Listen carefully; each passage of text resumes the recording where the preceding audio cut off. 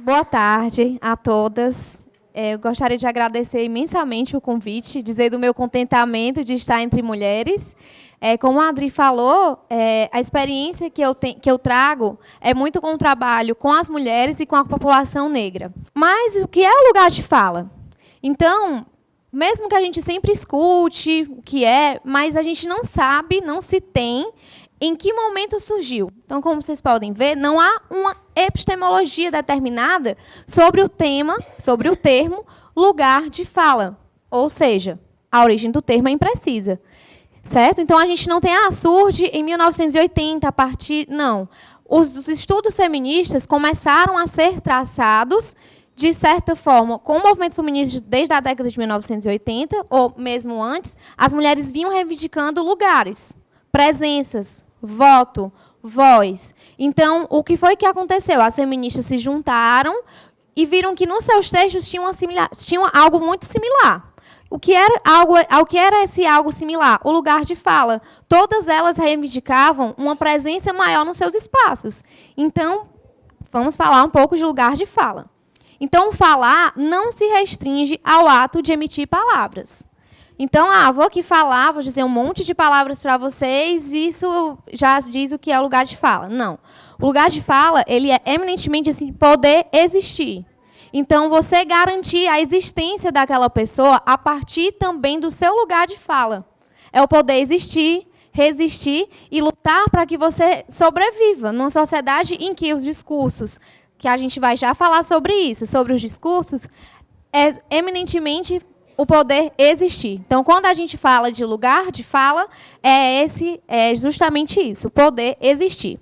E o lugar de fala como refutar a historiografia tradicional e a hierarquização de saberes, consequentemente, a hierarquização social. Isso a gente vai ver durante toda a nossa fala. Não fiquem preocupadas se não entenderem agora. À medida que eu vou desenvolvendo a fala, vocês vão entendendo o que significa isso, tá? Esse lugar de fala, essa historiografia tradicional, o que é isso? A história nos conta, desde quando nós éramos crianças, histórias contadas por homens europeus, inclusive a nossa língua portuguesa também, os principais gramáticos são homens, é por isso que toda a nossa linguagem ela é baseada muito no gênero masculino.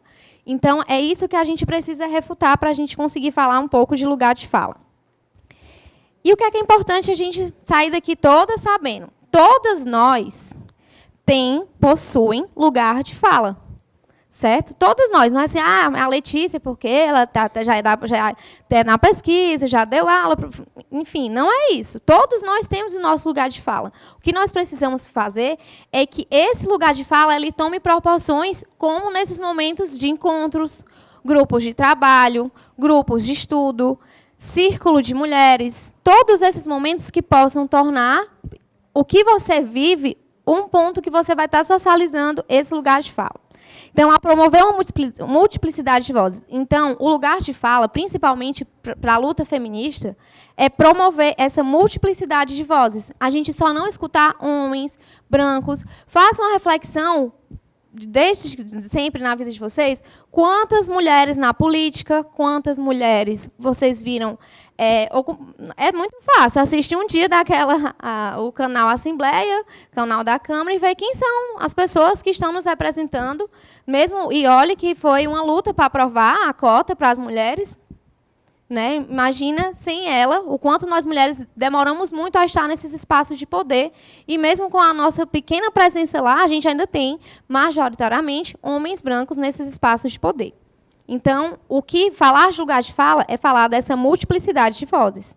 O que se quer, acima de tudo, é quebrar um discurso autorizado e único, que se pretende universal. Busca-se aqui, sobretudo, lutar para romper com o regime de autorização discursiva. O que é isso? Nós temos um discurso que é autorizado. É muito fácil falar quando você tem um juiz, um desembargador, está lá, todo mundo, é um discurso bem autorizado de que aquela pessoa se coloca e é o discurso autorizado. Mas você, às vezes, muitas mulheres, nos estudos que eu vou mostrar para vocês, as mulheres magistradas e desembargadoras, elas começaram também a relatar Tudo o que ela passava, quando ela saía de licença maternidade, o que ela escutava, as dificuldades que ela tinha para acessar promoções, o quanto é muito mais difícil para uma mulher. E todas vocês, com certeza, têm experiências que vocês trazem enquanto mulheres. Os afazeres domésticos. O quanto é difícil ser uma mulher que tem que trabalhar, passar o dia trabalhando, chegar em casa e ter essa segunda jornada de trabalho, que muitas vezes não é dividida com o homem. Isso também é a autorização discursiva. Nós, mulheres, para a gente passou a ser muito natural ter que desenvolver isso. Então, isso faz parte dessa autorização discursiva. Tá?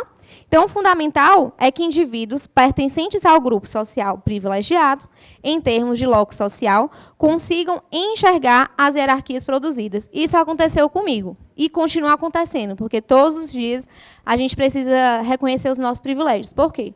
Quando eu entrei em 2011, no Afro, que é esse laboratório que eu disse que eu faço parte, tinham 10 meninas negras, eu fui a primeira branca a ingressar nesse grupo.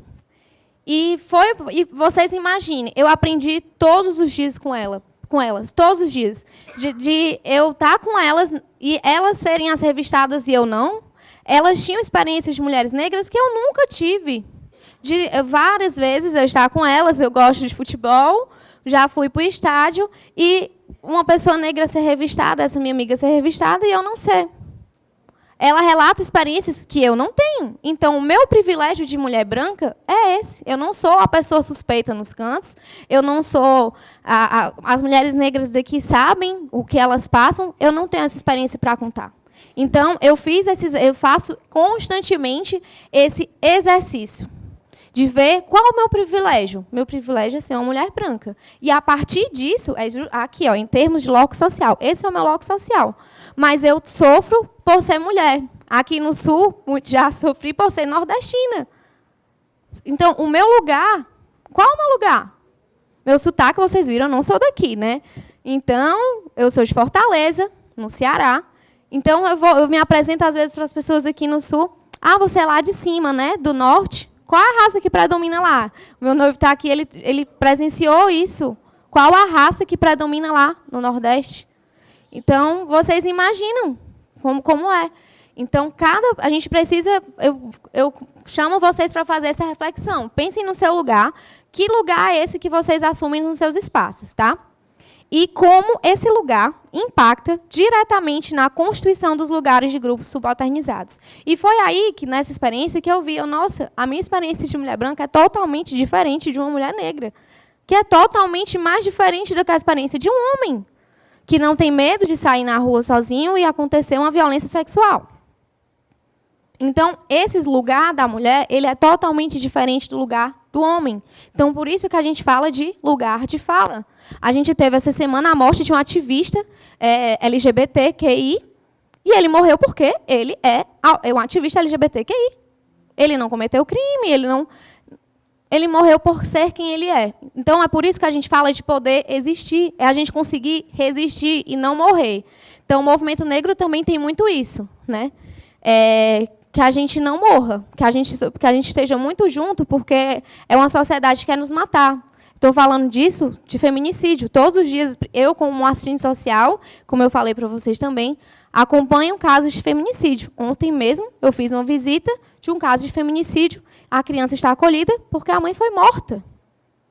Tá? Então, todas vocês se deparam com situações na família. Letícia, realmente, eu tenho a minha cunhada, ela sofre violência, mas é porque ela é o pai dos filhos dela, é casado com ela há muito tempo, ela não se vê mais sem ele. E ela realmente acha que ele vai mudar, é só quando ele bebe. Então, tudo isso são experiências que nós, mulheres, temos para contar. Um homem não é violentado por sua esposa. E, quando é, ele pode denunciar. Quando eu dou palestra sobre a Lei Maria da Penha, é engraçado. Sempre tem um engraçadinho. E por que não tem a lei do João? Para o homem que apanha da esposa. Sempre tem, gente. Mas sempre teve, o Código Penal está aí. Tem lá, vai lá. Se ele sofreu uma violência, que ele vá lá na delegacia e diga, eu sofri, mas por quê? Porque o homem que apanha da mulher, aspas, né, o homem que sofre violência da mulher, ele também morre, ele morre de vergonha, é o panda. E os homens também sofrem algumas coisas. Vocês já ouviram isso, não é? Então, o panda. Vocês não têm essa expressão, né? Ai, meu Deus. Como é que eu posso dizer, Vitão? Panda? É um homem que faz tudo pela mulher e aceita tudo que ela faz. No Ceará, a gente fala panda. Mas quando eu falar alguma expressão que vocês não saibam, vocês me digam. Porque realmente no Ceará a gente tem um cearenseis e todos os dias eu preciso traduzir. E aqui também eu venho aprendendo vina, que eu não sabia que era salsicha, né? Coisas que se eu falar alguma coisa, vocês vão falando, por favor, tá? Não, então é isso, tá, gente? Desculpa a brincadeira, mas esse é o exercício da gente conseguir localizar onde nós somos, quem nós somos, para a gente conseguir vencer essas distâncias, tá?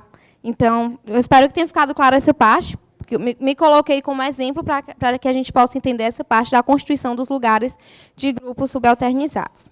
Então, resumindo o que eu vim falando até agora, a gente tem um privilégio social. Me coloquei como exemplo, mas eu vou tratar de um exemplo mais claro agora.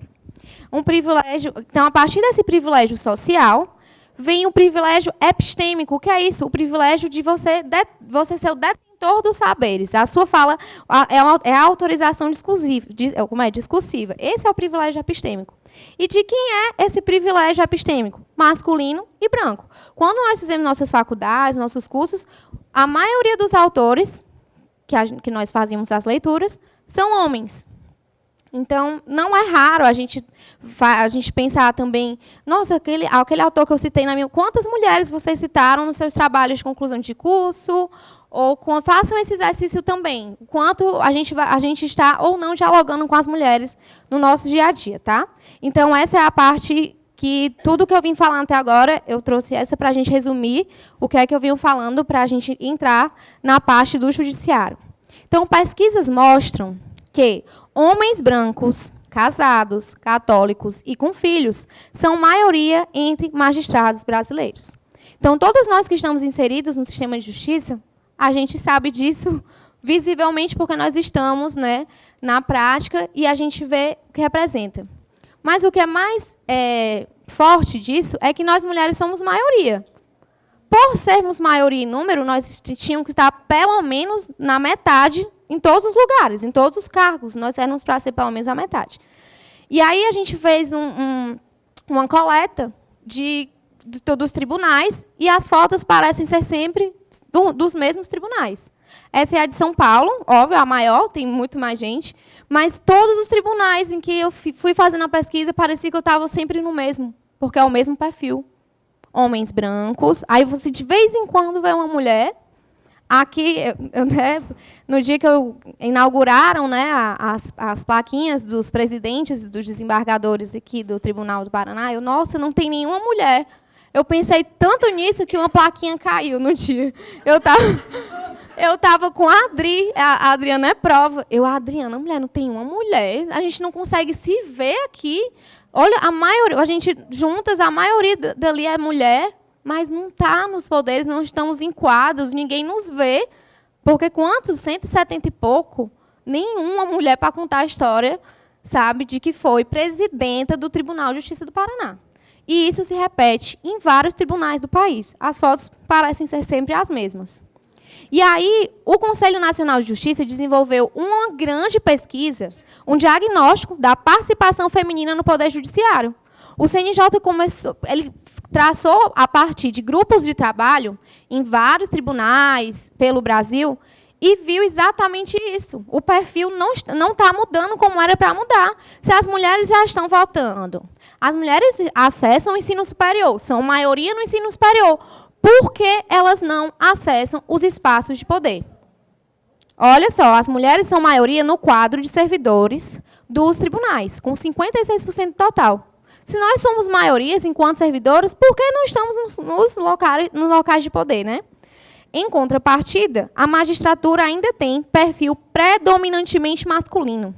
E o avanço da representação feminina ainda é lento. Hoje, elas são 35,59% do universo de juízes. E desses 35% de mulheres magistradas, a maioria é juíza substituta, com dificuldades na sua promoção. Ficam anos, anos, anos como juíza substituta, enquanto o homem avança muito mais rápido, de repente, justamente. Então, o CNJ ficou preocupado com isso. Como assim? As mulheres que ingressam junto com homens no mesmo concurso público passam anos como juízes substitutas e os homens já avançaram. Então, o CNJ, a partir desses relatos, dos magistrados principalmente, desenvolveu esse diagnóstico, que é muito interessante. Eu até pensei em tratar muito dele, mas eu trouxe só essa parte para a gente entender que nós somos maioria, então nós temos que nos estimular nos nossos lugares de fala, porque nós não somos pequena, uma pequena quantidade de mulheres estão nos tribunais de justiça, então é muito mais difícil para elas desenvolverem espaços de fala. Não, porque nós somos maioria. Então, é por isso que eu digo que um evento como esse é importantíssimo. Nós estamos nos olhando, nos conhecendo, podendo dialogar, trocar saberes e sair do que já dessa autorização discursiva que nos falam sempre as mesmas coisas. Então, nós mulheres falando para nós mulheres, né? Isso, para mim, está sendo muito importante. Então, depois, quando vocês puderem, olhem esse diagnóstico, é muito forte. Quando a desigualdade de gênero ela é presente, ela não é algo que a gente está só falando aqui, ela existe, e nessa pesquisa fica bem claro. E aí, mais dados, né? Percentual de magistrados segundo ano de ingresso por cor e raça. Porque a gente também não pode desprezar a raça, gente. São 3 coisas que a sociedade brasileira não pode caminhar sem pensar sobre ela. Classe, porque nós temos uma desigualdade enorme nesse país. Raça, porque nós temos uma população de 63% de pardos e pretos, e a gente continua com situações de racismo diariamente. Tá? E o racismo ele é tão estrutural que os negros também não se veem nos locais de espaço, assim como nós mulheres. Olha a porcentagem dos brancos como não se alterou desde 1955 a 2013. Manteve os 80% de homens brancos como juízes.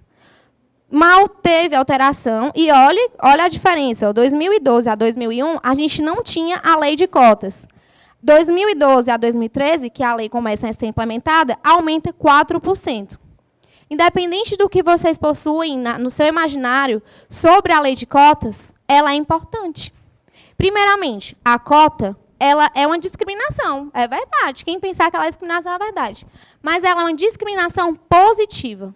Primeiro, ela é paliativa. Ela não é para sempre. Então, a cota, isso é muito injusto. Mas ela não é para sempre. É que, para pelo menos, a gente consiga mudar. Prestem atenção no que eu estou falando. Olha esses dados. Em 1955, 16%. 1982, 15% de negros. 14% em 1992. 2002, 15%. Veem como não se altera? Olha com a lei de cotas em 2012. Aumentou 4%. Então, os negros começaram a, pelo menos, entrar como juízes de uma forma mais visível. Isso, pelas fotos, a gente já consegue ver.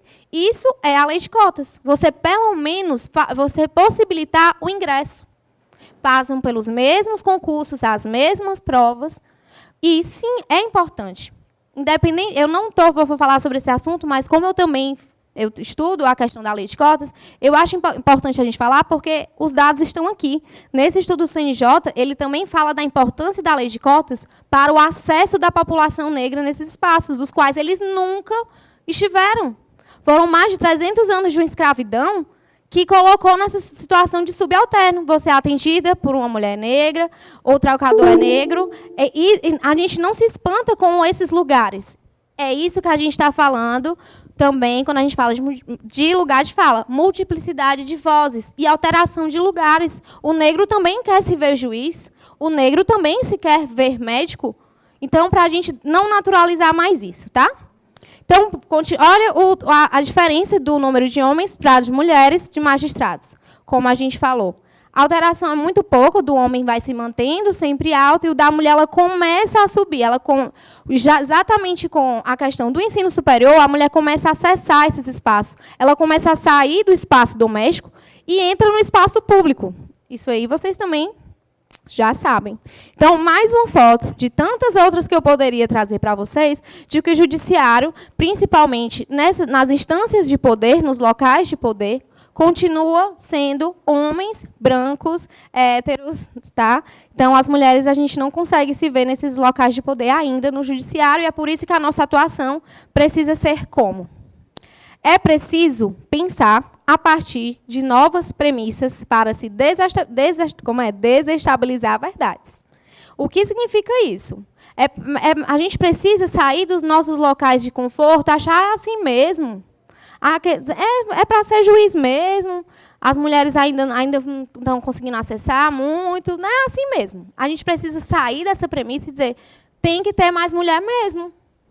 As mulheres precisam acessar esses espaços de poder, elas precisam ser representadas. Então, isso é pensar sobre novas premissas e desestabilizar verdades. Porque se você for falar isso para um homem, ele vai dizer, não, mas, nossa, vocês já avançaram tanto. Está igual homem e mulher, está igual. Eu tive uma conversa com um cara muito bem esclarecido, servidor público, e ele disse, não tem diferença de homem para mulher. Aí eu, me diz uma coisa, na escola... ele disse que não é tão igual, que na escola também é tudo igual. Tu conhece algum menino que foi abusado ou sofreu alguma coisa com o professor? Porque eu tenho 2 amigas que foram abusadas por professor. Foram abusadas por parentes. Você tem algum amigo? E comecei a jogar várias diferenças que diziam para ele, não, homem e mulher não é igual. No seu concurso público, na sua sala de trabalho, quantas mulheres trabalham com você? Ele é de um órgão grande. Quantas mulheres? Se é tão igual assim. Se é para igual, é para ter metade, pelo menos. E aí, nessa discussão, ele foi podendo, pelo menos, perceber que não há essa igualdade como se há na lei. Todos somos iguais perante a lei. Há muita desigualdade, e a desigualdade de gênero é aprovada pelos dados que eu trouxe para vocês, especificamente no judiciário. Eu podia trazer dados para vocês no emprego doméstico. 67% do emprego doméstico é de mulheres negras. Cadê os homens no emprego doméstico, por exemplo? Olha as desigualdades. Então, eu podia trazer para vocês tantas coisas dos feminicídios, quantos homens também são mortos por suas companheiras. Quantos homens carregam a dor de você ter medo de sair de casa, você não se sentir livre. Ontem, a adolescente que eu entrevistei, eu perguntei para ela, ela está acolhida, ela foi abusada sexualmente, e eu perguntei para ela qual a sua prioridade nesse momento. Ela disse, eu queria ser livre. Aquilo mexeu de uma forma comigo que meu Deus, eu aqui na frente dela, eu queria ser livre. Aí eu comecei a falar com ela que a Nina Simone, que vocês devem conhecer, né? Militante negra, cantora norte-americana, ela sempre dizia, ser livre é não ter medo. E quando ela disse isso, por que você tem medo? Ela tem. Eu tenho medo dele. Ele mora perto de mim e ninguém acredita em mim. Isso eu atendi ontem. Eu fiquei. E ela ficou, porque eu tenho medo. Aí olha, tem uma grande pessoa, depois você pesquisa, a Nina Simone, ela dizia isso. E eu fui conversando com a adolescente, e ela foi me relatando o quanto ela era culpabilizada por o que ela tinha passado. Ninguém acredita em mim. Perguntaram se eu provocava ele. Ela disse, Letícia, a minha tia perguntou o que é que eu tinha feito, se eu tinha provocado ele. Uma adolescente de 14 anos. Ela tendo que se explicar. E a pessoa que a abusou contratou o melhor advogado da cidade. Olha só, a advogada que defende ela e a família dela é filha desse advogado, cidade pequena, vocês conhecem quem trabalha em cidade pequena. Então, a família dela está sem advogado. Aí estão vendo como é que vão fazer, para vocês verem. E ela falando, ninguém acredita em mim. Então, essa é a diferença. A mulher, ela é sempre a culpada. E quando ela é vítima, aí que ela é culpada mesmo. Ela fez alguma coisa. Provocou, era a roupa, deve ter se insinuado. Pergunta isso para o homem. Se ele é tido como vítima, sabe? É tão diferente, e ela também trouxe essa reflexão. Então, é por isso que é preciso a gente pensar sobre novas premissas. Tá?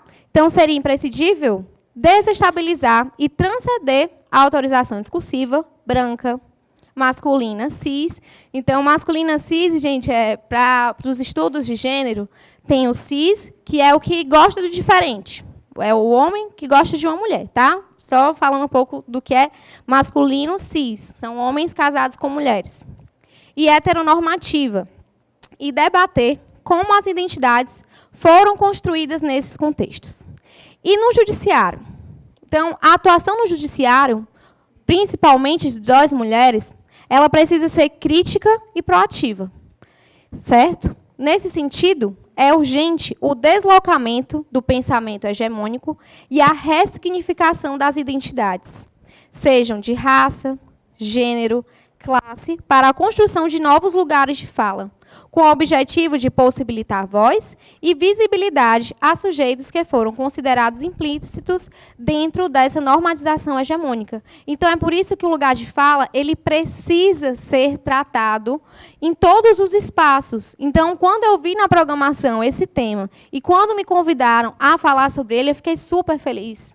Porque é isso que a gente precisa desenvolver nos nossos espaços socioocupacionais. A gente precisa nos estimular a falar mais. Às vezes, aquela colega que trabalha do seu lado está passando por uma situação, e se a gente trabalhasse os nossos lugares de fala, a gente teria como ajudar aquela colega. Uma colega que está passando por uma situação de violência doméstica, numa situação de um problema financeiro, ou de desgaste de tantos afazeres domésticos que tem que fazer. Às vezes, isso tudo envolve lugar de fala, é você sair daquele seu, não é comodismo, mas do seu lugar, e conseguir adentrar no lugar do outro para dizer, eu me importo, eu estou com você. Porque todo o discurso foi de que todos nos seus lugares continuam os homens brancos nos liderando, seja na política, seja no judiciário, vejam prefeitos. Pelo menos lá no Ceará, por exemplo, foram dos 184 municípios, 20 prefeitas. Nossa, 20 prefeitas, foi o auge. 160 continuam sendo homens. E, muitas vezes, da mesma família. Tá? Também tem estudos sobre isso, e no judiciário também a gente se depara com essas questões das oligarquias. Então, mas isso eu vou trazendo outros assuntos, mas o foco é esse. Tá, gente? Da gente ser mais crítica e proativa nas nossas ações, possibilitar espaços de fala, como eu disse, grupos de trabalho, grupos de estudo, círculo de mulheres. Como funciona o círculo de mulheres? Que, a partir desse círculo de mulheres, o lugar de fala ele foi tomando um poder acadêmico. Hoje, o lugar de fala, para vocês que vão fazer muitas leituras a partir daqui, desse evento, vocês vão ver como ele é presente na literatura hoje, o que não era. Há 10, 20 anos atrás, o lugar de fala ele não era tido como uma categoria importante no discurso. Hoje é, justamente para a gente estar nesses lugares, nós assumirmos posições de poder. Tá? Então, pensar lugar de fala é romper com o silêncio instituído para quem foi subalternizado. Um movimento no sentido de romper com a hierarquia. Então, o movimento do lugar de fala é conseguir deslocar, conseguir que hoje eu estou aqui no poder, amanhã é o João, amanhã é a Maria, depois de amanhã é o Cicrano, para não ficar sempre o João, o José, o Cláudio, o Márcio.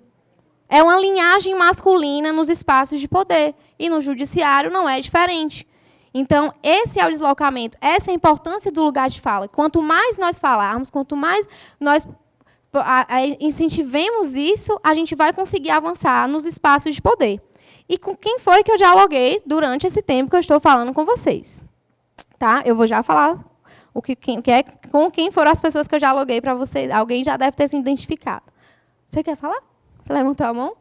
Né? Então, se o conceito de lugar de fala se converte numa ferramenta de interrupção de vozes hegemônicas, é porque ele está sendo operado em favor da possibilidade de emergências de vozes historicamente interrompidas. O que é isso? Se um homem branco se incomoda de não poder estar falando o que ele queria falar, ou pensando o que ele queria pensar naqueles espaços de poder, e a gente se incomoda, não, ó, você tem que falar também de acordo com as vivências de mulher, porque o discurso do homem branco é sempre o mesmo. Se a gente mexe com ele, ó, se o conceito de lugar de fala se converte numa ferramenta de interrupção de vozes, está dando certo. O pessoal diz assim, ah, não, essa questão do lugar de fala é muito do ativismo. Não é. Em todos os espaços que nós podemos estar, se a gente mudar um pouco de voz, se a gente não ficar só os homens falando sobre a sociedade como se eles fossem detentores, e nós mulheres nos colocarmos, o lugar de fala já está valendo. Porque ele está sendo operado em favor da possibilidade de emergência de vozes historicamente interrompidas.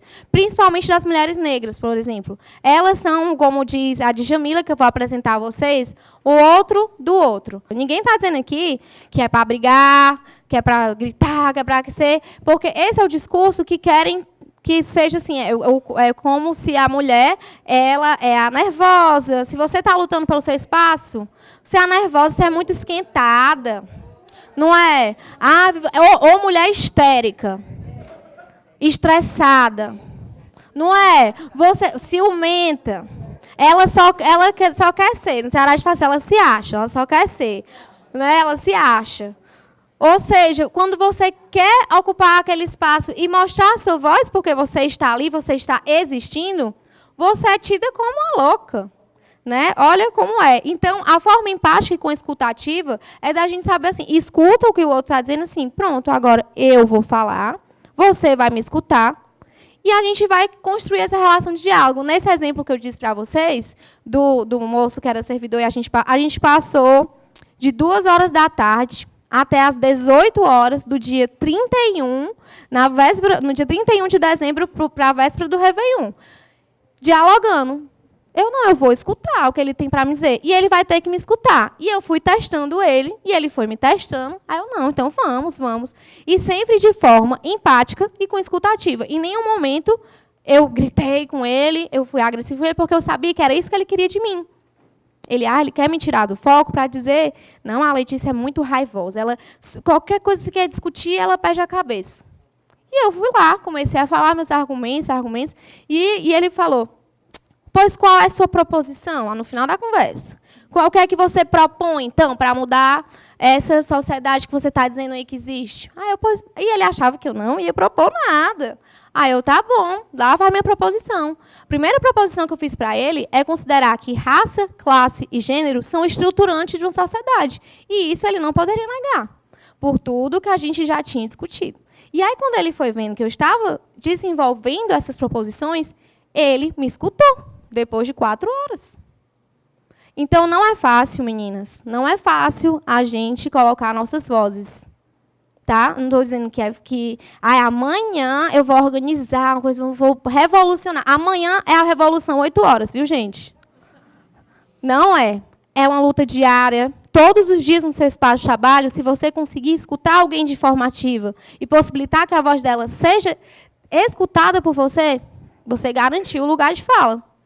Quando nós, assistentes sociais, todos nós que trabalhamos também com o público, quando nós escutamos o que a pessoa tem a nos dizer com seriedade, com empatia, a gente também está exercendo que o lugar de fala do outro seja respeitado. Porque, muitas vezes, a gente corta a fala da pessoa, a gente não deixa... Às vezes, a gente eu tenho um horário marcado, esse aqui eu tenho que cortar, mas que a gente reflita também que, às vezes, são pessoas que não têm espaços de fala. A primeira pessoa que escutou, numa situação, por exemplo, de uma criança abusada sexualmente, muitas vezes somos nós que escutamos. Porque a família já disse não. As pessoas já estão duvidando dela. Então, além do que a gente não vai escutar o que ela tem a dizer, então, a gente tratar de forma empática e com escuta ativa, a fim de que possamos nos conectar com as necessidades e sentimentos alheios, combatendo, então, tentativas de silenciamento, de desvalorização ou de ridicularização das necessidades e sentimentos expressados por mulheres, que é o que eu tinha dito para vocês, o quanto nós somos, muitas vezes, desvalorizadas e ridicularizadas por sermos mulheres. Então, as referências, durante essa palestra, com quem nós dialogamos, não foi só comigo, Letícia, foi com Maria da Glória Bonelli, vou apresentar a vocês, J. Mombassa e Djamila Ribeiro. A primeira que a gente vai falar, que vocês também indicam a leitura, é da Djamila Ribeiro. Quem é Djamila? Djamila Thaís Ribeiro dos Santos é filósofa, feminista e acadêmica brasileira. Quem assistia Amor e Sexo, o programa da Fernanda Lima, ela era uma das participantes do programa. Pesquisadora e mestre em filosofia pela Universidade Federal de São Paulo, e ela tornou-se conhecida no país por seu ativismo na internet. Então, a Djamila, ela publicou esse livro, Lugar de Fala, justamente falando sobre a construção do termo, o que significa, e principalmente das mulheres negras, as falas das mulheres negras. E aí, essa é a Maria Glória, que eu comentei com vocês, Bornelli, tá? Essa é a foto dela, professora titulada do Departamento de Sociologia da Universidade Federal de São Carlos, tem experiência na área de Sociologia, com ênfase em Sociologia das Profissões, atuando principalmente nos temas profissões jurídicas, sistema de justiça, profissionalismo e gênero, processos de profissionalização contemporâneos. Então, eu indico muito a leitura dela para a gente que quer sempre estar atualizada. Esse é um dos livros dela, Profissionalismo, Gênero e Diferença nas Carreiras Jurídicas. Para nós, do Judiciário, ela vai trazendo dados, fatos, ela acompanha, ela faz grupos de trabalhos nos tribunais para estar com dados falando da desigualdade de gênero. E por último, J. Mombassa. É uma bicha não binária, nascida e criada no Nordeste do Brasil. Essa é a definição que J. Mombassa faz, que escreve, performa e faz estudos acadêmicos em torno das tensões entre ética, estética, arte e política. Isso é lugar de fala.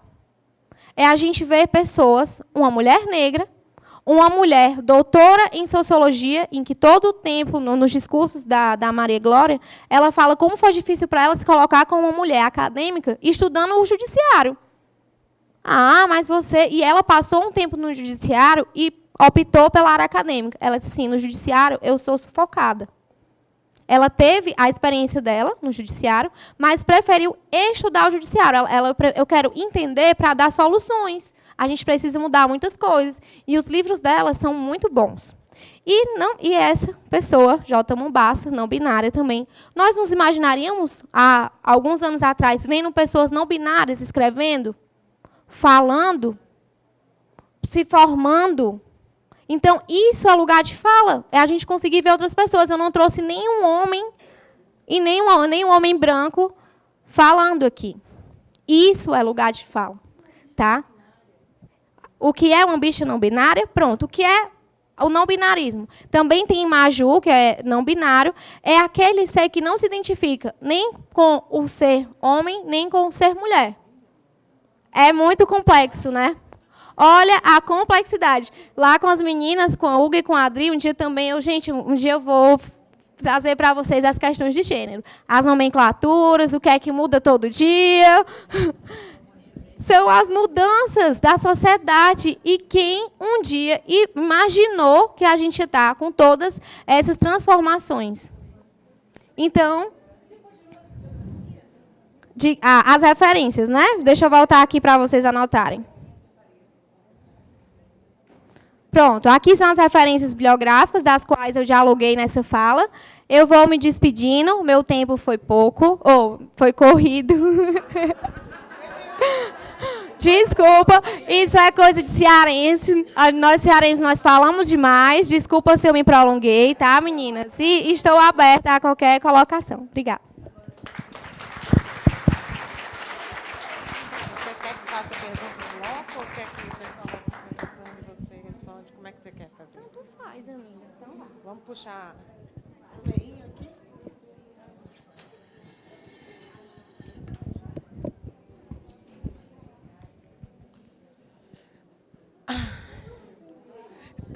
Então, gente, está aberto para as perguntas. Vou virar para cá, porque acostumado a usar calça, hoje eu vim de... Alô, alô. Você quer vir no microfone? Tá com... a Carol vai levar. Carol, ó. E, meninas, não precisa ser perguntas, não se preocupem se vocês formularam perguntas. Justamente por o tema ser lugar de fala, vocês podem falar o que vocês quiserem, tá? Não tem nenhuma... eu não formulei nenhuma pergunta. Se você se tiver intuído a falar, fale.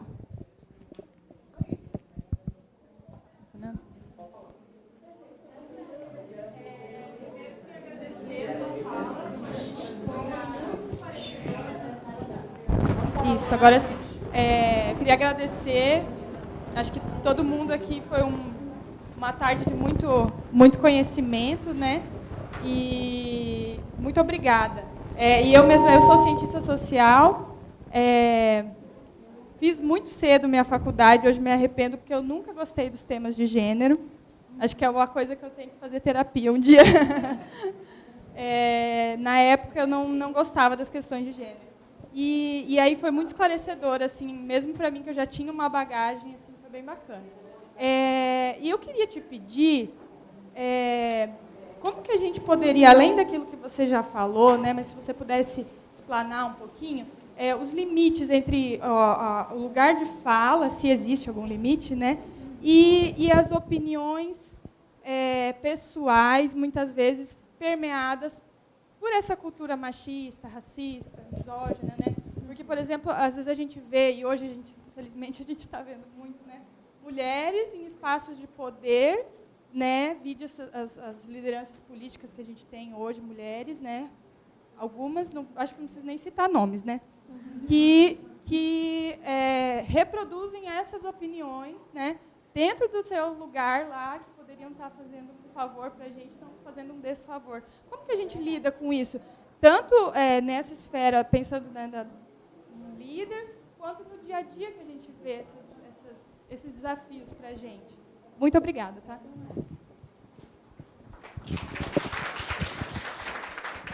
Então, assim, obrigada também por ter repartido com a gente o que você trouxe, tá? Isso é importante também, valorizar esse retorno. Os limites. Por exemplo, eu adorei o seu exemplo, porque há mulheres que não... O machismo, gente, ele é tão doloroso que nos atinge também nós mulheres. E isso tem um princípio do feminismo que é sororidade. O que é isso? É você ter empatia com as outras mulheres. O que muitas de nós mulheres não temos. Isso é tanta prova disso que nas músicas podem prestar atenção. A raiva é da mulher que o seu marido te trai, mas você tem raiva da mulher. Aí começa a usar vários nomes para ofender a mulher. A sociedade machista, ela nos fere tanto que nós mulheres acabamos reproduzindo e fazemos esses tipos de desserviços, principalmente na política. De você ter vergonha de ser mulher, de uma mulher conseguir externalizar tanto o discurso de ódio dessa autorização discursiva. A mulher, ela chega no local de poder e ela reproduz essa autorização discursiva dos homens brancos e dos homens, né? Esquecendo de quem ela é mulher, ela era para estar nos representando de uma forma mais ética, mais proativa, mais feminista, mas não. Aí o que é que muitas mulheres fazem quando chegam no poder? Reproduzem essa autorização discursiva ou para se manter, elas sentem assim, não, eu vou seguir essa linha para ser respeitada. Aí reproduz o machismo, reproduz todas essas autorizações masculinas para se colocar. Às vezes a mulher ela precisa... Pode prestar atenção que as mulheres que conseguem chegar no poder, elas precisam ser mais duras, mais ríspidas, mais presentes, porque ela vai estar sempre sendo o alvo de desconfiança, de descrédito. E quando nós chegamos no poder, nós vemos, as mulheres, como você falou, que a gente não precisa nem citar, porque elas se destacam. É isso que, por exemplo, a mídia, que também tem jornalistas aqui, que também é uma mídia muito masculina, mostra essas mulheres como as mulheres que estão nesses desserviços, um descrédito à sociedade mesmo, e como você falou. Então, como lidar com esses limites, né? O que você perguntou. Porque ela vai... O lugar de fala, ele não tem limite. Primeira coisa, não tem limite. É como eu disse para a gente não pode chegar e já cortar a fala daquela pessoa. O que a gente pode mudar é que, por exemplo, numa roda de conversa aqui, como nós estamos e você trouxe, a posição dessas mulheres que não nos representam, a gente ter em mente quem nos representa. Ela não nos representa, aquela pessoa que está na política. Quem eu posso tomar como referência política? A partir dessa referência política que você tiver, você foca nela e estimula essa figura. A gente tem essa fulana que realmente, por favor, né, é um descrédito. Mas a gente tem a outra que está lá tentando, que sofre muito todos os dias por ser mulher, perseguições, sofre de desligar o microfone ainda tendo tempo para falar. Quem é essa pessoa referência? Então, trabalhar com os limites de lugar de fala é você fazer esse comparativo. O que eu tenho como referência, o que eu não tenho como referência. Então, eu não carrego como referência uma mulher que reproduz o machismo todo o tempo na sua fala, e eu tenho como referência uma mulher que empodera outras mulheres. Então, essa é a parte do limite, é você conseguir distinguir em quem você quer se referenciar, em quem você quer se sentir representada. Mais alguém? Você se importa da gente fazer as questões e depois passar Tá ótimo. para você? Pode ser? Tá bom.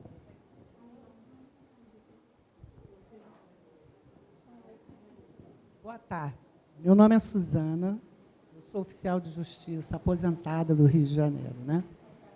Quando eu entrei no judiciário, eu entrei há muito tempo, há muitos anos, né? Eu entrei em 83, né? Então, na época, antes de ser oficial de justiça, eu fiz um outro concurso, né, de técnico, e eu trabalhava em cartório. E, naquela época, eu era secretário de um juiz, né? Então, é aquela história que você falou. Branco, homem, de família rica, né? Filho de fazendeiro. E eu tenho uma amiga, que era minha comadre na época, que era escrivã do cartório. Aí ela é negra, né? Obesa, negra, mulher, né? Então, uma vez, ela teve um erro qualquer num processo, né? E, quando ele viu o erro, ele me mostrou, ele falou assim, olha aqui, Suzana, você já viu uma coisa dessa? Minhas filhas, tão bem criadas, minhas filhas foram criadas com leite de cabra. Não consegue passar num concurso desse vagabundo que vocês têm aí. Olha a Débora aí, ó. Falou, um concurso vagabundo desse. E olha essa aí, olha a Débora, olha a tua comadre aí. Deve ter estudado a vida inteira em concurso público, né? Em escola pública. Estudou a vida inteira em escola pública e está aí, escrivã, fazendo esse monte de merda, né? Foi o termo que ele usou. E minhas filhas não conseguem, eu não entendo por quê. Aí eu falei para ele assim, Excelência, realmente a Débora, eu sei da vida dela, e a vida inteira ela estudou mesmo escola pública. Escola pública no primário, no ginásio, na UERJ, ela fez faculdade, ela fez direito numa faculdade pública. Inclusive, ela era da turma do Fux. Fux foi primeiro lugar, e ela foi terceiro lugar na UERJ. Ele ficou um pimentão, quer dizer, aí eu falei, com licença, que eu tenho que ir lá levar outro processo para ela consertar. Mas é a velha história, eles não aceitam isso. Então, naquela época, ela estava fazendo um concurso para juíza, né? Passou na primeira fase, mas ela teve uma baixa estima tão grande, que ela não conseguiu. Ela falou, eu não vou passar na bancada. E ela não foi. E ela se aposentou como escrivã, mas olha o estrago que isso fez na vida dela. A história é muito triste, né?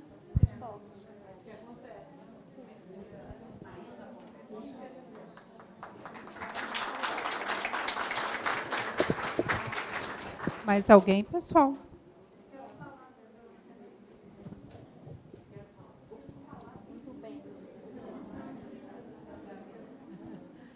Boa tarde a todas. Eu sou de Florianópolis, eu trabalho no Sinjusc, sou funcionária lá do Sinjusc. Trabalho há 16 anos lá. Sou diretora do Sindicato dos Trabalhadores em Sindicatos. Faço parte do movimento do 8M em Florianópolis. Sou da Marcha Mundial de Mulheres e me identifico muito com as falas que que estão sendo feitas hoje aqui. Me identifico com as mulheres do judiciário. Eu sou assistente, sou formada em serviço social pela UFSC. Desisti de ser assistente social por conta dessas falas que o judiciário nos coloca, esses lugares que o judiciário nos oprime, né? Então, eu não consegui, eu fiz um concurso até depois que eu estava no Sinjusc, fiz outro concurso e eu disse, não, eu não quero ser assistente social do judiciário, eu não quero esse lugar para mim. Porque é muito sofrimento que tu carrega numa profissão que tu não consegue mudar o mundo e vivencia todo dia a dor de outras pessoas, a dor de outras mulheres, de crianças. E, assim, esses espaços eu vejo como um espaço, uma oportunidade de a gente se ver no outro. A oportunidade de vocês que estão lá na frente, que atendem essas mulheres, poder acolher as falas, poder acolher aquela mulher que, de repente, voltou lá para desistir de um processo que ela estava movendo contra o marido, e o marido está lá fora, esperando ela sair, e aí você, além da opressão de ela estar lá, dizendo que vai desistir do processo, você está dizendo para ela, não volta mais, porque a gente perde tempo. E nunca é perda de tempo. Volta sempre que precisar. Volta, nós estamos aqui para ouvir. Nós estamos aqui para acolher. Porque a gente sabe que não é fácil se livrar de uma situação de opressão. Não é fácil para a mulher sair desse ambiente carregado de machismo. Eu estava lendo agora uma notícia no G1 de uma mulher que tomou um medicamento, estava andando no Rio de Janeiro, passando mal, pediu ajuda para um homem e ela sofreu estupro coletivo. Então, assim, todas nós sabemos do medo que nós temos de andar na rua. Todas nós temos medo. Todas nós olhamos para trás e quando vemos que é uma mulher, a gente diz, ufa, não estou sozinha. Então, assim, não é só de noite. É numa escada de um prédio desse. Tu está descendo pela escada, não vou pegar o elevador, vou descer pela escada. Aí tu vê aquele silêncio todo, aquele negócio escuro. Meu Deus, não. Eu vou pegar o elevador que é mais seguro. Então, assim, todas nós passamos por isso. Todos os dias. E as mulheres negras muito mais. Porque o medo delas não é só o medo pessoal. É o medo pelo filho que sai. O filho dela tem que sair todo dia super arrumadinho, porque ele pode ser confundido com bandido. Eu tenho uma amiga que diz isso, ela é assistente social, ela diz isso. Meu filho é cabeludo, é baterista. Ela diz, eu não posso deixar meu filho ser cabeludo, porque eu tenho medo dele andar na rua e alguém achar que ele é bandido. O filho dela tem a mesma idade que o meu, 15 anos. Então, assim, esses espaços, eu agradeço por estar aqui hoje. Eu luto muito, junto com outras mulheres lá em Florianópolis, para construir espaços assim, porque a gente precisa se fortalecer e resistir. Obrigada.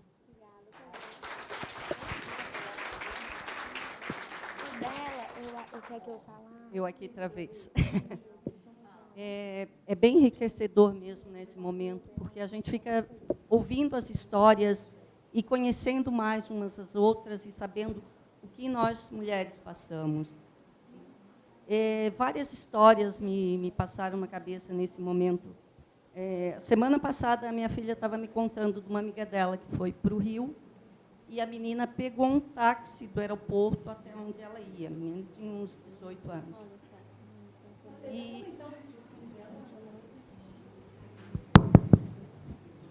E aí, ela foi pagar a conta do táxi, ela tinha R$100 inteiro. E tinha dado uns 40 e pouco. Daí ela ficou esperando o troco e o taxista disse para ela, tem a taxa do estupro. E ela disse assim, não falei mais nada, peguei as minhas coisas e saí correndo dentro do táxi.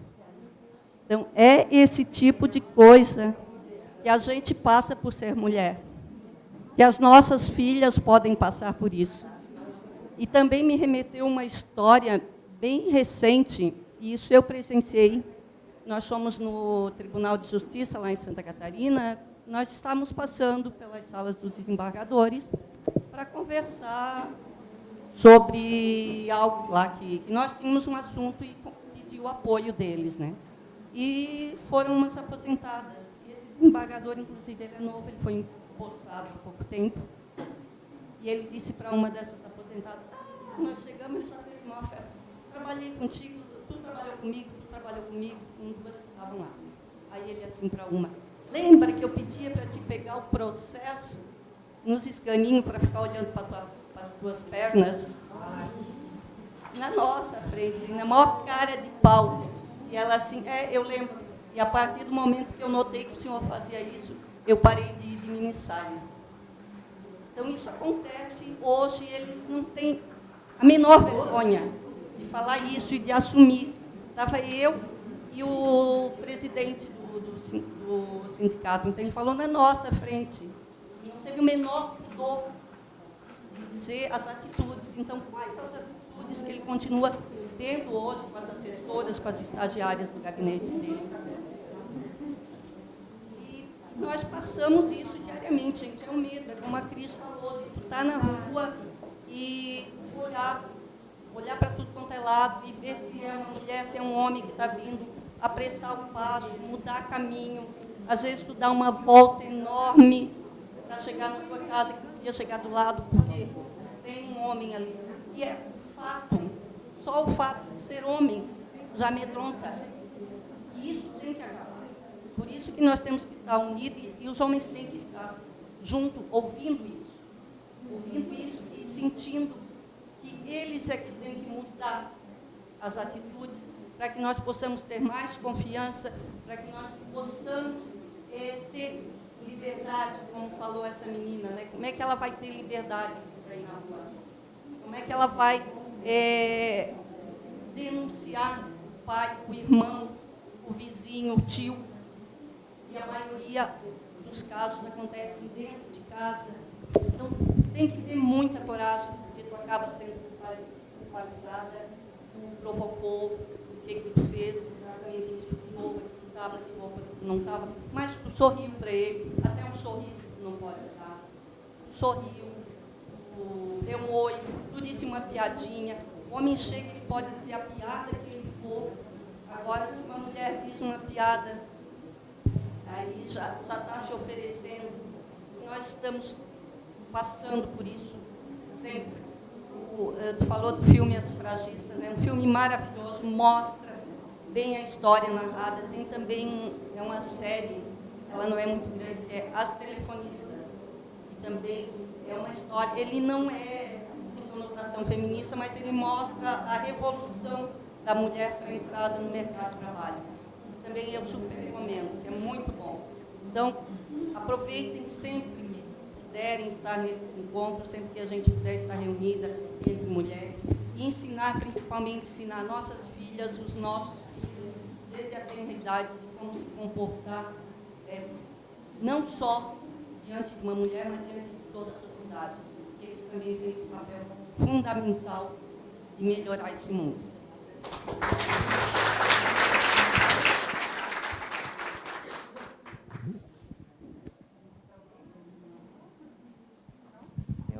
Eu queria só antes de te passar a palavra, queria parabenizar pela tua apresentação e queria dar as boas-vindas, que é a mais nova afiliada do Sindijus.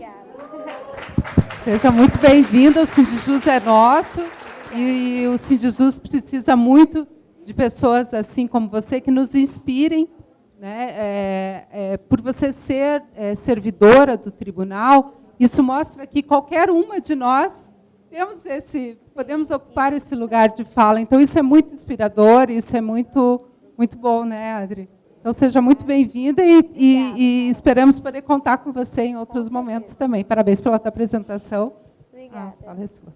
Obrigada.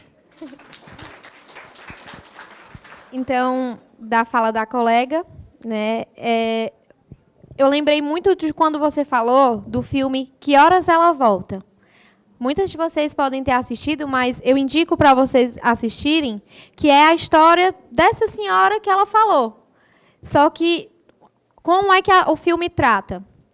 né, as histórias de pessoas, de mulheres, que estão naquele lugar. O que é que ocorreu no caso que... Antes de falar do filme, eu vou falar desse caso específico. O incômodo de uma mulher negra ter chegado, então ela vai ter que mostrar o serviço impecável, porque senão ela vai ser questionada, como a sua colega foi. Se fosse um erro de um homem branco, ia ser totalmente diferente o discurso. Mas como é de uma mulher negra, e é uma raiva que carrega também, porque a população negra acessando esses serviços, geram uma raiva de pessoas que nunca tiveram seus locais alterados. O pai dele, fazendeiro muito rico, tinha tudo na cidade, então, na cabeça desse pai dele, o local dele era estar como juiz. A cabeça do juiz é que os filhos estivessem como juiz, como servidores, com total descrédito do concurso público. Então, a luta por concurso público ela é legítima justamente por conta disso, porque nós deslocamos lugares. Nós tiramos disso de... Infelizmente, a gente ainda não conseguiu deslocar totalmente. A gente ainda vê famílias que se acham totalmente no direito de meu filho tem que estar nesse local de poder, como eu estou.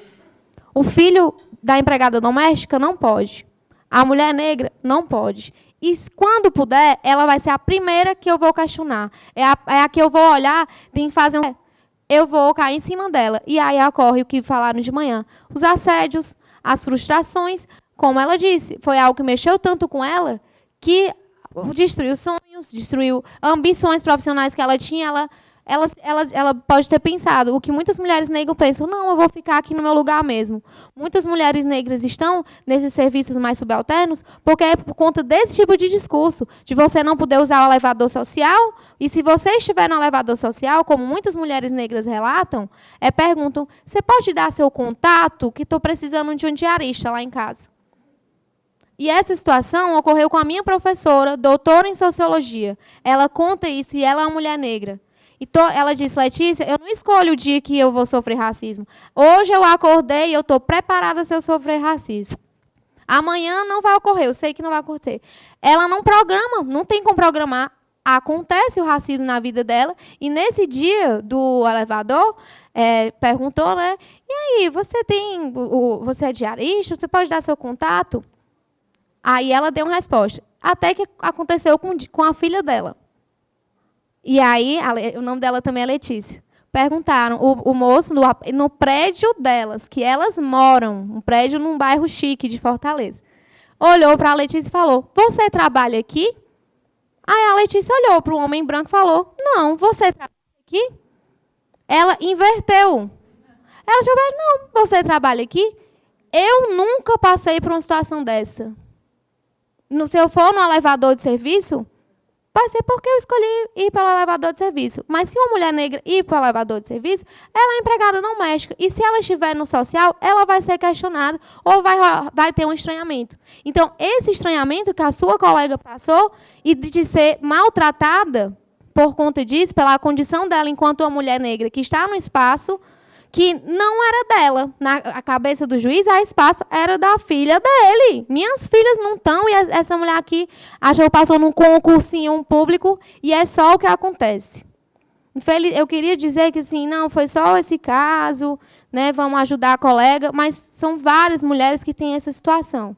Então, o filme Que Horas Ela Volta, como eu falei no começo, trata disso, desse deslocamento de lugares. A empregada doméstica, que a filha dela acessou a vaga da universidade pública, que o filho da patroa dela não alcançou. O filho da patroa dela de recuperação, nem aí para os estudos. E ela achou inadmissível a filha da empregada doméstica que trabalhou a vida inteira na vida, que cuidou do filho dela, não passou. E o filme todinho é retratando essa relação da patroa, que não admite essa mudança de lugar. Diz assim, Jéssica, você não vai fazer diária? A vizinha está precisando de um diarista. Aí ela, não, estou estudando para o vestibular. Eu quero ser administradora, estou estudando para o curso de administração, vou abrir meu negócio. Não, Jéssica, sua mãe aqui, 25 anos trabalhando comigo, você tem que ser igual a ela. Olha aí, ela nunca faltou nada, Jéssica, para ela. A gente dá de comer, até banana ela pegava daqui de casa, Jéssica. Até banana. Porque tem isso, tem patroas que não deixam a empregada doméstica se alimentar na casa. Não, é só faça o seu serviço Não tem uma relação de afeto com a pessoa. Mas, obrigado pela sua colocação, e é uma situação, infelizmente, de muitas mulheres, tá? E aí, que horas ela volta? A protagonista do filme é a Regina Casé. É, isso. E a colega falou do 8M. Para quem não sabe, o 8M é o 8 de março. Eu gosto mais do 8M do que o dia do meu aniversário. É o dia que, meu Deus, o Vitão que está aqui, meu noivo, minha sogra, sabem. Eu olho, o 8 de março, pode cair o mundo, mas eu vou para as manifestações que tiverem. Não, é muito bom. É um dia que você olha para as outras mulheres tão plurais. O 8M desse ano lá em Fortaleza, eu chorava. Eram mulheres indígenas, mulheres quilombolas, crianças, mulheres que lutaram na ditadura. Essas mulheres que lutaram na ditadura foram num carrinho, um trenzinho da alegria. Eu não sei se tem aqui os trenzinhos que as crianças ficam... que tem o... Não sei se tem trenzinho da alegria. Então, todas essas mulheres que lutaram na ditadura, indo no trenzinho. E elas lá dando tchau. E foi lindo. Assim, é o meu dia preferido do ano. É o 8 de março, o Dia Internacional da Mulher. Porque quando a gente está entre as outras mulheres, a gente compartilha experiência, a gente mostra o nosso local, onde nós queremos estar. Nós temos ambições profissionais, ambições pessoais. Nós queremos ter uma vida plena, uma vida igual. Então, para quem não sabe o que é o 8M, é o 8 de março, meu dia preferido do ano. Tá? Então, obrigada, colega, pela sua colocação. Né? E também, para quem não conhece, a Marcha Mundial de Mulheres, também é um movimento social formado por mulheres, pensado por mulheres, e todas são mulheres e atuam. Tem as que tocam. Eu conheço militantes da Marcha Mundial de Mulheres, e que bom que tem um aqui conosco. É uma grande honra, né, no evento. Várias, que coisa maravilhosa! Muito bom. Ah, que bom. Estou muito feliz, gente. Isso é ótimo. E aí, a colega trouxe ali experiências de mulheres. Eu queria que vocês conhecessem o movimento Tamo Juntas. É um movimento de advogadas que elas se colocam por WhatsApp para responder dúvidas de mulheres, denúncias de mulheres. Esse grupo surgiu na Bahia, mas hoje já tem em todo o Brasil o movimento Tamo Juntas. É um grupo de WhatsApp. Hoje em dia, quem não tem um WhatsApp... é muito difícil, né? E aí, como funciona o Tamo Juntas? Elas denunciam, como a colega falou ali. São vários espaços de opressão. Então, pode ser dentro de casa, pode ser no Uber. Em Fortaleza tem o Fortal, que é uma das maiores festas micaretas do Brasil, e uma das nossas colegas conhecidas ia sofrendo abuso sexual, voltando. E adivinha só o que ela escutou? Tu só podia estar muito bêbada para isso acontecer. Ninguém perguntou se está bem, o que foi que aconteceu, vamos atrás, qual era a placa. A primeira coisa que perguntam para ela é, mulher, tu vai beber demais? Entendem como é o raciocínio? Em vez da gente culpar e culpabilizar o errado, o criminoso, quem quer invadir o corpo dela é o culpado. Então, o movimento Tamo Juntas, inclusive nesse dia, ela conversou com a advogada do Tamo Juntas, vá na delegacia, diga a placa, o número, qual aplicativo você estava usando, como era ele, descreva como era ele.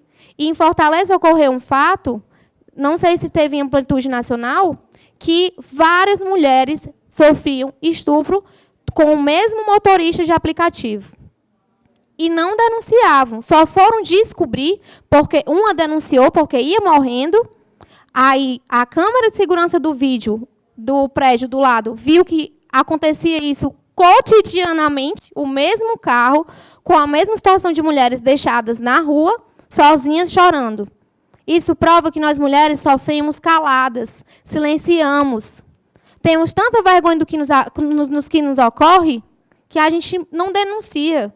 Foram 16 mulheres para descobrirem o que é que esse cara fazia. E era casado, tem Instagram. 16 mulheres foram abusadas sexualmente por esse mesmo motorista de aplicativo na cidade de Fortaleza. E só foram descobrir porque uma delas ia morrendo. Então, eu convoco vocês a não silenciarem, a estimularem denúncias. Viu situações de mulheres sofrendo violência? Vocês podem denunciar também. Disca 180. O Disque 180 é importantíssimo. Viu alguém que você nunca viu na vida estar sofrendo violência? Ajude. Eu tenho ainda um tempinho, é rápido. Eu vou só para terminar a minha fala, tá? Para terminar, né, Adri? Pronto.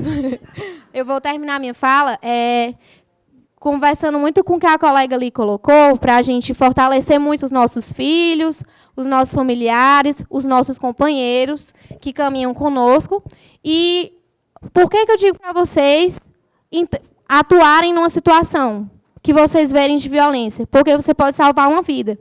E me toca muito que o meu companheiro que está aqui, em mais de 2 situações, a gente ajudou mulheres em situação de violência, que a gente nunca viu na vida, de colocar ela dentro do carro, de ajudar ela na denúncia. E eu peço que vocês venham, conversem com seus companheiros ou companheiras, ou entre vocês mesmas, para as mulheres solteiras, conversem entre si, para vocês construírem, quando a gente vê alguém sofrendo, a gente vai lá ajudar, sem medo de ajudar, sem medo de, mas poderia ter acontecido algo com você. Nessa situação em que nós ajudamos uma jovem, que ela estava quase sendo morta pelo companheiro, ela corria gritando por socorro, nós ajudamos. Hoje, eu vejo o quanto ela está feliz, sem o cara que fez medo a ela, o quanto aquelas orientações que a gente deu para ela, o quanto o socorro que a gente deu para ela, ajudou ela a viver sem medo. Então, a minha mensagem que fica aqui do lugar de fala é que vocês também não temam por estar assim, a minha vizinha sofre violência pelo marido. Liga no 180, conversa com parentes dessa vizinha. Não seja conivente com essa violência, porque você pode salvar uma vida. Pode ser uma mulher a menos morta nesse país, que a cada 12 minutos uma mulher sofre violência. A cada 25 minutos uma mulher sofre estupro. Então, no tempo que a gente está aqui, muitas mulheres no Brasil estão sendo mortas, estão sofrendo estupro. Então, a minha mensagem é essa, tá? Fica aí meu abraço, que bom, nós vamos estar em muitas situações juntas, tá? E muito obrigada.